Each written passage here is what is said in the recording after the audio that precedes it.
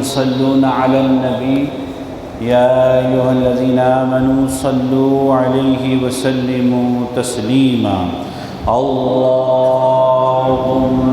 صل على سيدنا محمد وعلى آله وصحبه وسلم اللهم صل على سيدنا محمد وعلى آله وصحبه وسلم اللهم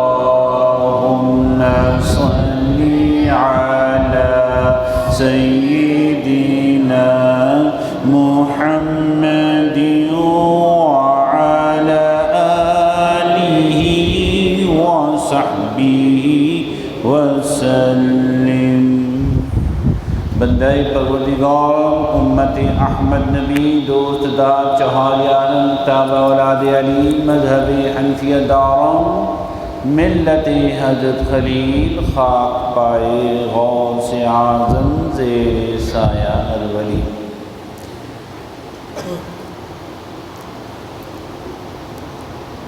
تمام تعریفیں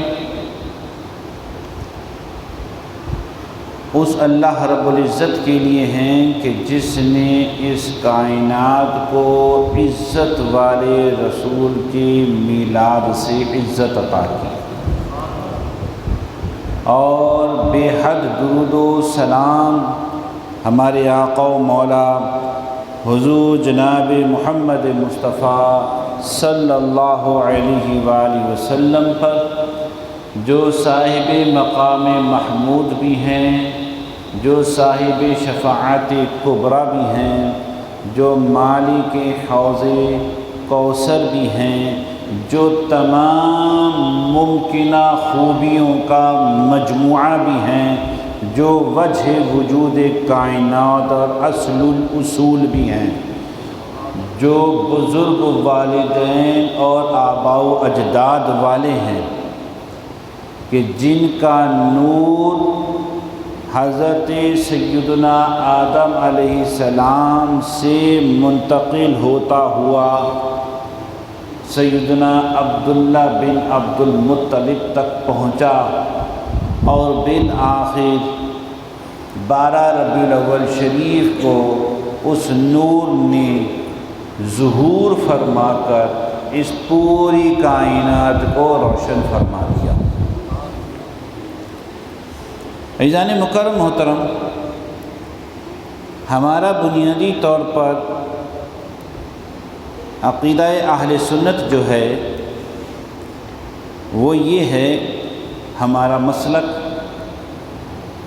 یہ کہ حضور نبی مکرم صلی اللہ علیہ وسلم مبدأ کائنات ہیں، آپ وجہ وجود کائنات ہیں اور آپ مقصود کائنات ہیں۔ یہ ہمارا اہل سنت کا مسلک ہے، عقیدہ ہے۔ اب اس پر بہت سارے دلائل ہیں جو یہاں ہمارے اکابر علماء نے دیے ہیں۔ ماننے کے لیے ایک بات ہی کافی ہے اور نہ ماننے پر دفتر کے دفتر اور رجسٹر کے رجسٹر لکھ دیے جائیں وہ بھی نہ کافی رہیں گے۔ جس نے سمجھنا ہو عقل کے سارے دروازوں کو کھول کر دماغ کی ساری بتیاں جلا کر اگر وہ بیٹھ جائے، دل کے پردوں کو ہٹا کر قبولیت کے آغوش میں وہ دے دے تو پھر تو اس کو بات سمجھ میں آ جائے گی، ایک ہی بات۔ اور اگر ضد ہو، عناد ہو، ہٹ دھرمی ہو تو اس کا تو پھر کوئی علاج نہیں، کیونکہ کیا کہتے ہیں، میں نہ مانوں کا تو کوئی علاج نہیں۔ جسے ہمارے ہاں کہتے ہیں کہ جس نے کہا جس کا کوا چٹا ہے وہ چٹا ہی نہیں۔ سو اس لیے ہمارے مخاطبین اہل دل ہیں، اہل درد ہیں، اہل محبت ہیں، اہل سنت ہیں، ہم انہیں مخاطب کر رہے ہیں اور دعوت سب کو ہے۔ دیکھو میرے عزیزو، ابھی میں جیسا کہ کہہ کے گیا ہوں کہ ہمارا یہ مسلک ہے، ہمارا یہ عقیدہ ہے اہل سنت کا، اس پر دلائل ہیں، یہ کوئی گھڑی ہوئی چیز نہیں ہے، دلائل ہیں، دلائل دیتے ہیں انشاءاللہ تعالیٰ۔ کوئی ایک آدھ نقطہ تو ابھی بیان کریں گے، یہ کوئی آج کل کی بات بھی نہیں ہے، یہ تو صدیوں سے سلسلہ، 15 صدیوں کا ایک سلسلہ ہے جو چلا آ رہا ہے، یہ ایک طے شدہ بات ہے۔ آپ دیکھیں یہ نوجوان بھی تشریف فرما ہیں، پروفیسر صاحب بھی تشریف فرما ہیں، باقی دیگر دو، یہ پروفیسر صاحب تشریف فرما ہے ماشاءاللہ اشرف بھائی، آپ سب انٹلیکچوئل بھی ہیں، پڑھے لکھے ہیں، سمجھدار ہیں، کہ ایک ہوتا ہے فعل جسے کہتے ہیں، فعل کی دو قسمیں ہوتی ہیں، ایک کو فعل لازم کہتے ہیں، دوسرے کو فعل متعدی کہتے ہیں۔ یعنی ایک ایسا فعل ہوتا ہے ورب کہ جو صرف سبجیکٹ کے ذریعے مکمل ہو جاتا ہے، اس کو فعل لازم کہتے ہیں، یعنی وہ آیا، وہ کام ہے اور وہ جو ہے سبجیکٹ ہے، فاعل ہے، اور آیا کام ہے، ورب ہے۔ ایسے ہی نہیں، یہ فعل لازم ہے جو فعل اور فاعل سے مل کر مکمل ہو جائے۔ لیکن ایک فعل متعدی ہوتا ہے، وہ فعل اور فاعل کے علاوہ آبجیکٹ یعنی مفعول کا بھی تقاضا کرتا ہے۔ مثال ہے وہ اترا، یہ لازم کی ہے، میں اس کو تھوڑا سا سیٹ کر اس طرف لے جاتا ہوں، وہ اترا، اترا اور وہ جملہ، لیکن کہا جائے اس نے اتارا، تو یہاں پہ آٹومیٹکلی کیا اتارا؟ مفعول کی ڈیمانڈ ہے، کوئی چیز تو اتاری نا، اس نے اتارا، وہ جو اس ہے وہ فاعل ہے، اتارا فعل ہے، جس چیز کو اتارا وہ مفعول ہے۔ اس کو کہتے ہیں فعل لازم اور فعل متعدی کے اعتبار سے تقسیم۔ پتہ نہیں قواعد و انشاء پردازی کتنی پڑھی، کتنی یاد ہے، لیکن چلو تھوڑا سا ماضی میں جا کر، جو بچے ہیں ان کا تازہ تازہ، اور جو پرانے بھائی ہیں، پرانے کہہ کے ساتھ بھائی لگایا ہے میں نے، ٹھیک ہے جی، تو وہ جو ہے ان کے لیے تھوڑا تازہ ہو گیا کہ اب آپ کے سامنے اصل میں نے جملہ رکھنا ہے، اس لیے تھوڑی سی تعریف میں نے بیان کی ہے۔ نبی مکرم صلی اللہ علیہ وآلہ وسلم،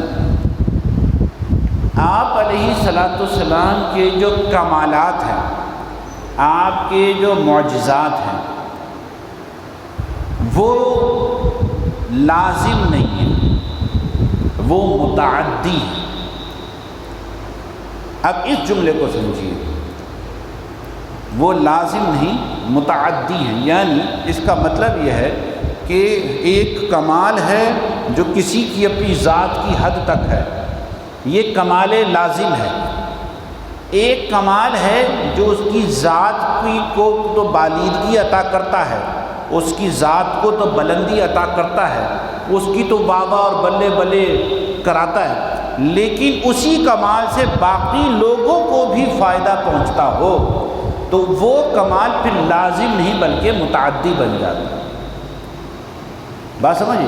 اور حضور نبی مکرم نور مجسم رسول اکرم صلی اللہ علیہ وسلم کے جو کمالات ہیں، وہ کمالات سارے کے سارے متعدی ہیں، یعنی حضور کے ہر کمال سے آپ کی امتیوں کو فائدہ ہی پہنچ رہا ہے۔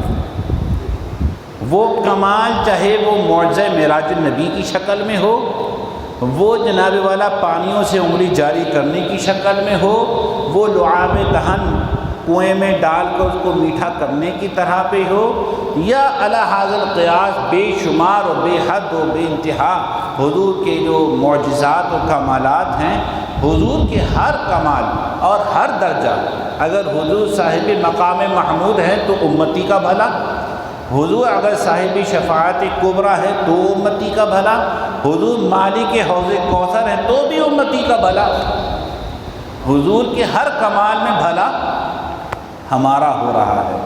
اب جب ہم یہ کہہ رہے ہوں کہ جناب من حضور نبی پاک صلی اللہ علیہ وسلم وجہ وجود کائنات اور مقصود کائنات ہیں، تو پھر اس پر بھی دلائل ہوں گے۔ اور بات ہی کر رہا تھا کہ پروفیسر ذات بیٹھے ہیں، پڑھے لکھے دوست بیٹھے ہوئے ہیں، یہ بات جانتے ہیں کہ ریسرچ کا معنی کیا ہوتا ہے؟ وہ چیز جس کا پیچھے ایک ریفرنس آپ دے سکیں۔ جو بات بھی آپ کہہ رہے ہیں اگر اس کا آپ ریفرنس کوٹ کر سکتے ہیں تو وہ بات متحقق ہوگی، اگر نہیں تو وہ الہام اور وجدان تو ہو سکتا ہے، وہ ریسرچ نہیں کہلاتی۔ ریسرچ تو ہوتا ہے نا پہلے سے موجود چیزوں میں سے کسی نئی چیز کی تلاش۔ آپ نے یہ بات کہاں سے لی؟ جناب وہاں سے لی۔ اب یہ حوالہ اگر پیش کر دیا جائے اس میں سے ڈھونڈ کر پرانی باتوں میں سے، تو پھر تو بات درست ہوگی۔ حوالہ موجود نہ ہو، یہ بات سوال گندم اور جواب چنا کی شکل میں ہو، تو پھر کیا کہا جائے گا؟ اس کے سوا کچھ نہیں۔ اب آپ دیکھیے،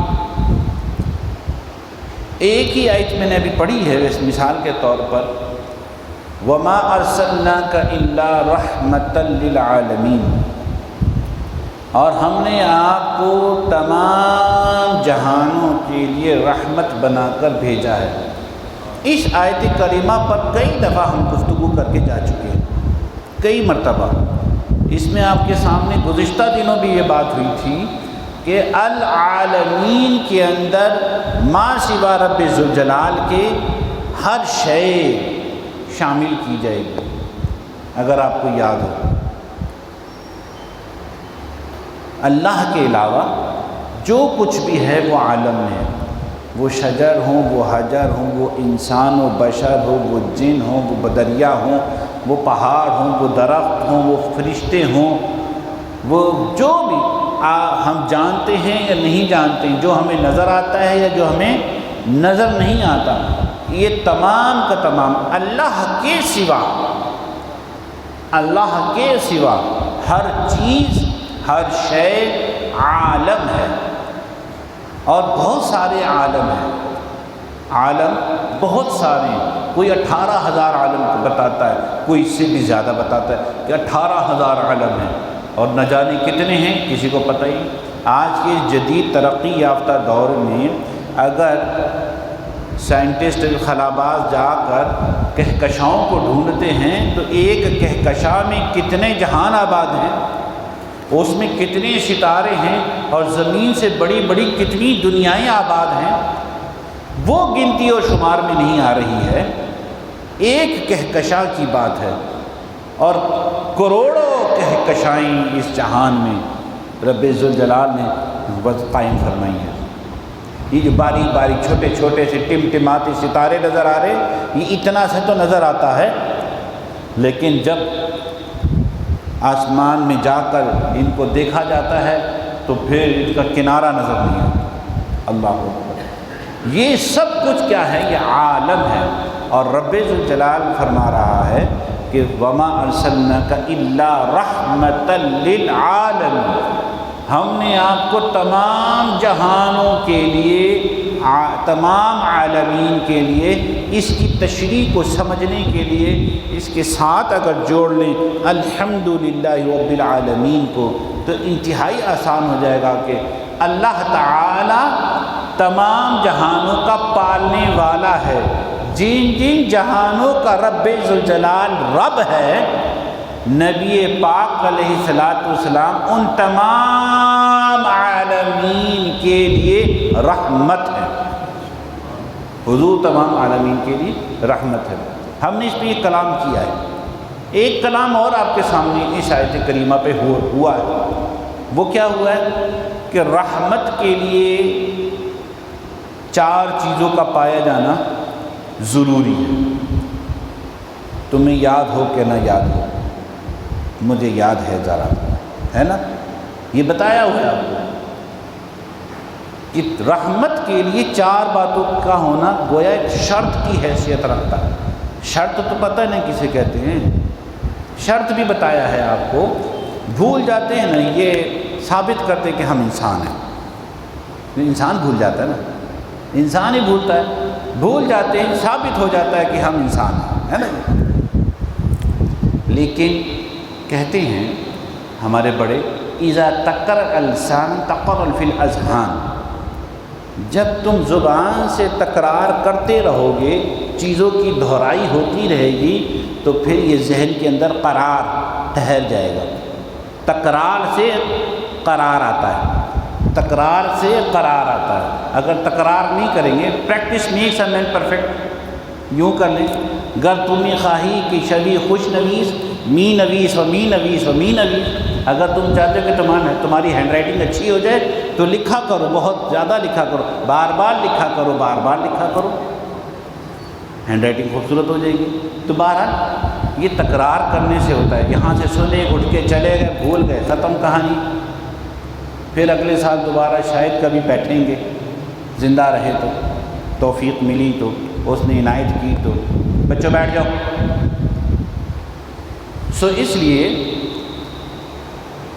تکرار ہونی چاہیے۔ 4 باتیں بطور شرط، شرط کہتے ہیں ایسی چیز جس کا پایا جانا پہلے ضروری ہو، جس کا پایا جانا پہلے ضروری ہو، وہ اس کا حصہ تو نہ ہو، وہ اس کا جز اور رکن تو نہ ہو، لیکن اس کے بغیر مشروط پایا بھی نہ جائے۔ اب دیکھیے کیا، نماز کے لیے وضو شرط ہے، لیکن وضو نماز نہیں، وضو نماز نہیں ہے، لیکن نماز کے لیے شرط ہے، اور یہ پہلے کیا جائے گا۔ یہ بھی نہیں کہ نماز کے بعد وضو کر لیتے ہیں، چلو پہلے وضو کیا جائے گا، بغیر وضو کے نماز بھی نہیں ہوگی، اور وضو خود نماز نہیں ہے، اس کو کہتے ہیں شرط۔ بات سمجھ آ گئی نا، شرط کی تعریف، شرط کس چیز کو کہتے ہیں؟ جب کہتے ہیں نا یہ اس چیز کی شرط ہے، تو شرط پہلے پائی جائے گی ایک، اور بغیر شرط کے مشروط کا وجود کل عدم ہوگا، اگرچہ وہ ایکٹ ہو۔ مثال کے طور پر کوئی شخص اسی طریقے سے نماز پڑھے، رکوع کرے، سجدہ کرے، لیکن شریعت کی نگاہ میں وہ نماز نہیں ہوگی جب تک کہ وضو نہ کر لیا جائے۔ کلیئر ہے بات؟ رحمت کرنے کے لیے 4 باتیں بطور شرط ہیں۔ نمبر 1، رحمت کرنے والا زندہ ہو۔ نمبر 2، رحمت کرنے والا پاس موجود ہو۔ نمبر 3، رحمت کرنے والے کو علم ہو۔ اور 4، کہ رحمت کرنے والے کے پاس اختیار بھی ہو۔ بات سمجھے جناب؟ اب یہ رحمت کرنے والا جو میں کہہ رہا ہوں نا، دراصل وما ارسلنا کا یہ حوالہ یاد رکھ سکتے، یاد رکھے نہیں تو ریکارڈنگ تو ہو رہی ہے۔ وما ارسلناک الا رحمتا للعالمین، رحمت مصدر ہے بمعنی فاعل کے۔ علامہ آلوسی روح المعانی میں لکھتے ہیں وما ارسلناک الا راحما للعالمین، یعنی رحم کرنے والے ہیں آپ تمام جہانوں پر۔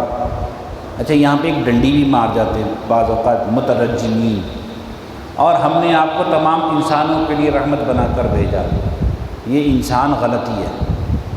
تمام جہان، چاہے وہ جانور کیوں نہ ہو، چاہے وہ کافر کیوں نہ ہو، چاہے وہ پرندے کیوں نہ ہوں، چاہے وہ فرشتے کیوں نہ ہوں۔ اللہ اکبر! جبریل امین سے پوچھا نا نبی مکرم صلی اللہ علیہ وسلم نے، جبریل یہ بتائیے آپ کہ کبھی ایسا بھی ہے کہ یہ میری رحمت سے تمہیں بھی کوئی فائدہ ہوا ہو؟ تو حضرت جبریل امین فرماتے جی ہاں اے اللہ کے نبی، مجھے آپ کی رحمت کا فائدہ ہے کہ میں اپنے انجام سے خائف تھا کہ میرا رب میرے ساتھ آخر معاملہ آخر میں کرے گا کیا، بالآخر میرے رب کا میرے ساتھ آخر میں معاملہ کیا ہونا ہے۔ لیکن آپ تو رحمت للعالمین ہیں، اللہ رب العزت نے آپ پر یہ آیت اتاری، ذی قوت عند ذی العرش المکین مطاع ثم امین، یہ والی جو آیت اتاری جس سے مجھے یہ پتہ چل گیا کہ وہ جبرائیل بڑی قوت والا ہے اور رب کے حضور عزت والا ہے۔ مجھے پتہ چل گیا میں اپنے رب کی بارگاہ میں آپ کی رحمت کے صدقے، مجھے پتہ چل گیا میں رب ذوالجلال کی نظر میں اس کے پاس عزت والا ہوں۔ اللہ، تو جبریل امین پر بھی حضور کی رحمت، تو وما ارسلناک الا راحما فاعلا راحما للعالمین، یہ ترجمہ یعنی مصدر کو سبجیکٹ بنا کر پڑھا جائے گا، معنی لیا جائے گا، مراد لیا جائے گا۔ بہرحال تو ہم نے کیا بتائی، رحمت کے لیے کتنی چیزیں چاہیے؟ 4 لوگوں نے بتا دیا، ٹھیک ہے، سارے کم از کم لبے اپنے آواز کو آہستہ آہستہ ہونٹ ہلا کے کہہ دیں، ہلیں گے نا تو یاد ہو جائے گا۔ 4 حق 4 یار، ٹھیک ہے، 4 کونے، کل بتایا تھا نا کتنے کونوں میں اذان دینی ہے؟ 4 کونوں میں دینی ہے، ہاں ٹھیک ہے، چلیں تو 4 1 دیکھو جی، 1 رحمت کرنے والا زندہ ہو، 2 رحمت کرنے والا پاس موجود ہو، تیسرا اس کو علم ہو، چوتھا اس کے پاس اختیار ہو۔ اگر اس کے پاس اختیار ہی نہیں تو کیا کرے گا، اور علم ہی نہیں، ایک بھی چیز مسنگ ہو کہ اس کو پتہ تو ہے کیا چاہیے، بس نہیں چلتا، کیونکہ اختیار نہیں، اختیار ہے لیکن پتہ ہی نہیں کہ کیا چاہیے، گزر گیا۔ پتہ بھی ہو، اختیار بھی ہو اور موجود بھی ہو۔ ایک آدمی ہے، اس کے پاس اختیار ہے، علم بھی ہے، لیکن کیا کہتا ہے، یار میں لاہور میں ہوتا تو تیرے کو کام آ جاتا، ٹھیک ہے نا، میں لاہور میں نہیں، میں پاکستان میں نہیں، ورنہ ہو جاتا کام۔ تو پاس موجود بھی ہو اور زندہ بھی ہو، تو جو زندہ ہی نہیں تو کھاتا تو ویسے ہی ختم ہو گیا۔ حضور کے بارے میں یہ جو کریم آیت کریمہ کہہ رہی ہے وما ارسلناک الا رحمۃ للعالمین، یہ پورا کا پورا عقیدہ اہل سنت کو بیان کر رہا ہے کہ حضور زندہ بھی ہیں، حضور حاضر و ناظر بھی ہیں، حضور کو علم بھی ہے اور حضور مختار بھی ہیں، اختیار بھی رکھتے ہیں۔ وما ارسلناک الا رحمۃ للعالمین، پورا عقیدہ اہل سنت اس ایک آیت کے اندر بند ہے۔ اور اگر ہم یہ کہیں کہ حضور اول بھی ہیں تو بھی اسی آیت کے اندر ہے، کیونکہ عالمین میں حضور سیدنا آدم علیہ السلام بھی عالمین میں ہیں، اور حضور ان کے لیے بھی رحمت ہے۔ جو چیز بھی حضور کے ظہور سے پہلے کی ہے وہ بھی عالمین میں ہے، جو ادھر سے کائنات کے سوا ہے وہ بھی عالمین میں، جو ہم جانتے ہیں دیکھتے ہیں، جو نہیں جانتے نہیں دیکھتے وہ بھی عالمین میں۔ اور اللہ فرما رہا ہے تمام جہانوں کے لیے وہ یہ جو ہے رحمت بنا کر ہم نے آپ کو بھیجا ہے۔ تو اب اس کے اندر ہم نے یہ بھی دیکھ لیا کہ حضور اول الخلق بھی ہیں، اصل الاصول بھی ہیں، اصل چیز حضور ہے، مقصود حضور ہیں، چاہتا دراصل اللہ تعالیٰ حضور کو ہے۔ یہ باقی ساری کائنات حضور کی وجہ سے سجائی گئی۔ ایک حدیث ہے جس کو بعض لوگ ضعیف کہہ دیتے ہیں، بعض لوگ گھڑی بھی کہہ دیتے ہیں، بعض لوگ اس کو کہہ دیتے ہیں کہ یہ عربی گرامر کے لحاظ سے ٹھیک نہیں ہے، بعض کا کہنا یہ ہے کہ یہ قرآن اور حدیث سے ٹکراتی ہے۔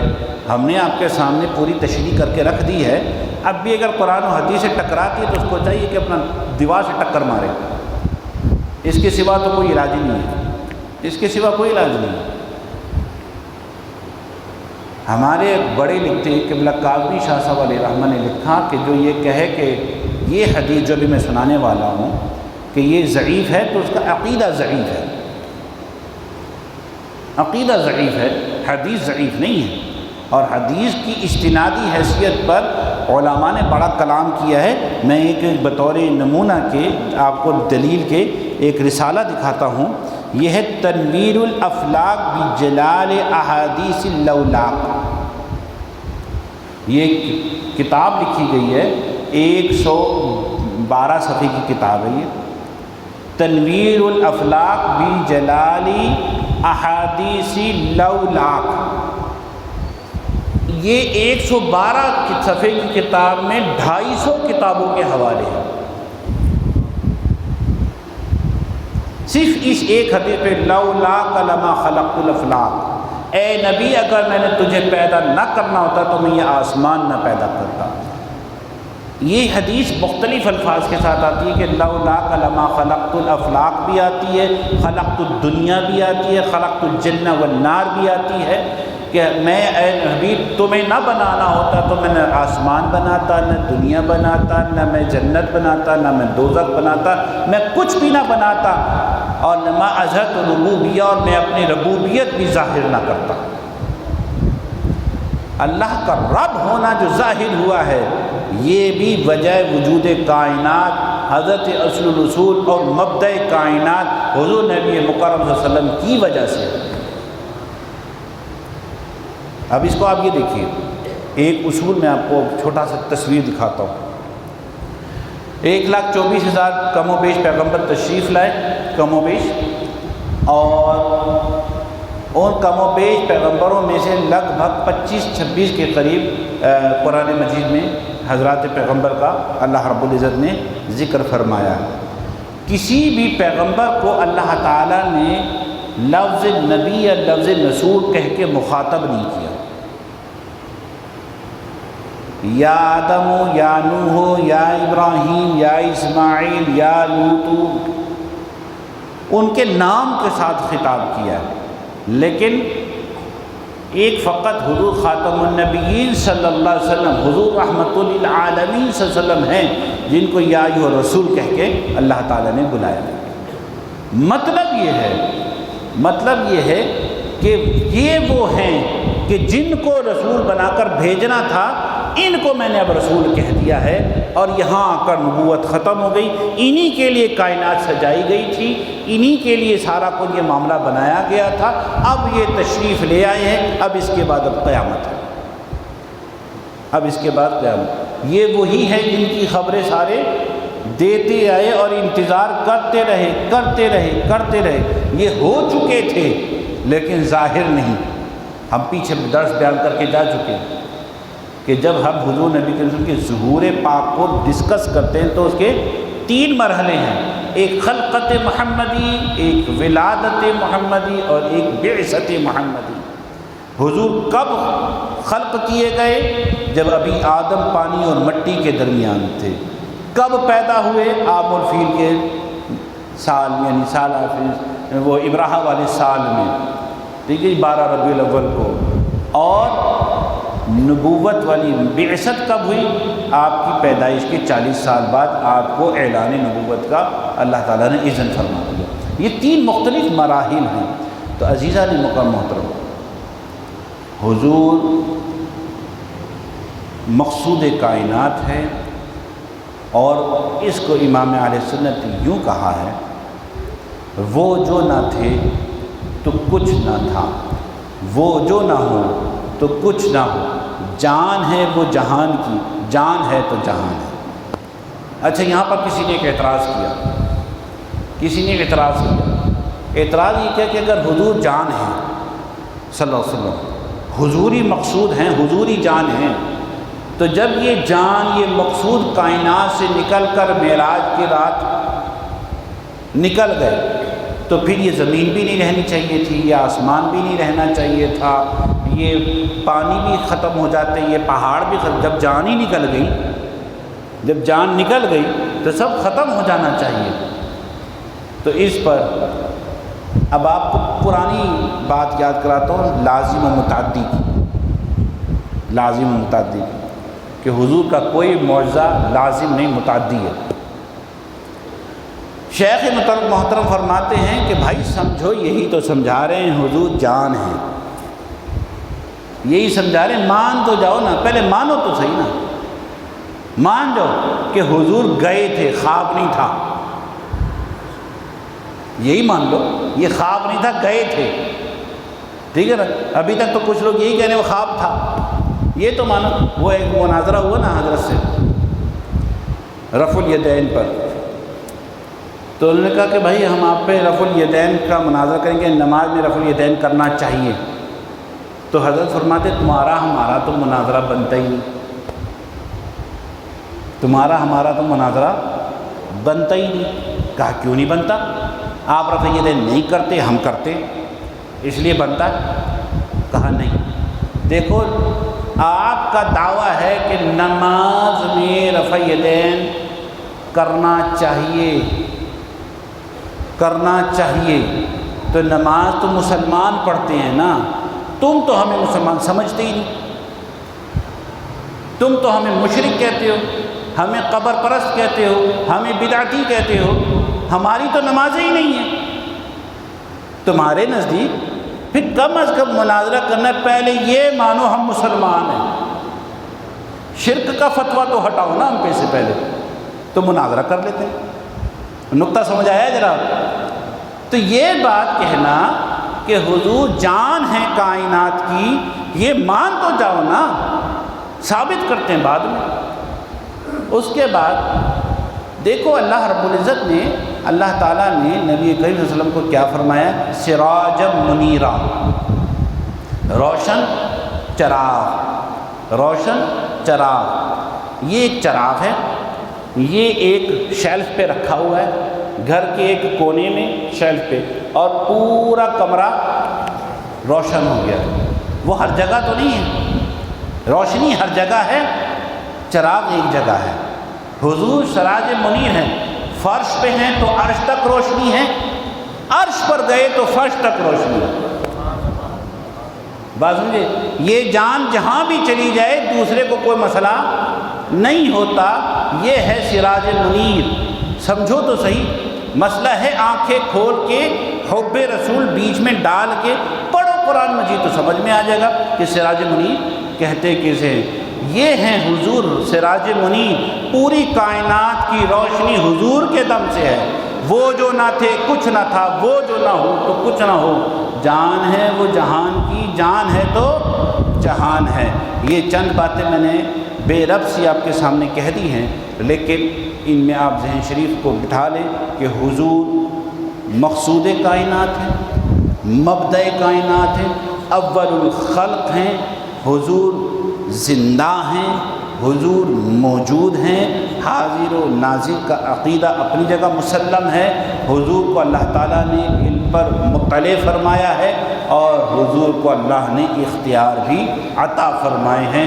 یہ ساری باتیں میرے حضور کی ہیں اور حضور کی ہیں، حضور ہمارے ہیں۔ جتنی صفات بیان کرتے چلے جاؤ، حضور کی کوئی رب منع تو ہے کوئی نہیں، ہاں بس ان کو اللہ نہیں کہنا، انہیں ابن اللہ نہیں کہنا، اس کے سوا جو حضور کو کہتے جاؤ سب اوکے ہے، سب جائز ہے، سب کی اجازت ہے۔ اللہ تعالی ہمیں کھلے دل کے ساتھ قرآن مجید کو پڑھ کر حضور کی محبت کے موتی اس سے نکالنے کی توفیق عطا فرمائے۔ آمین وآخر دعوایا الحمد للہ رب العالمین۔ درود و سلام۔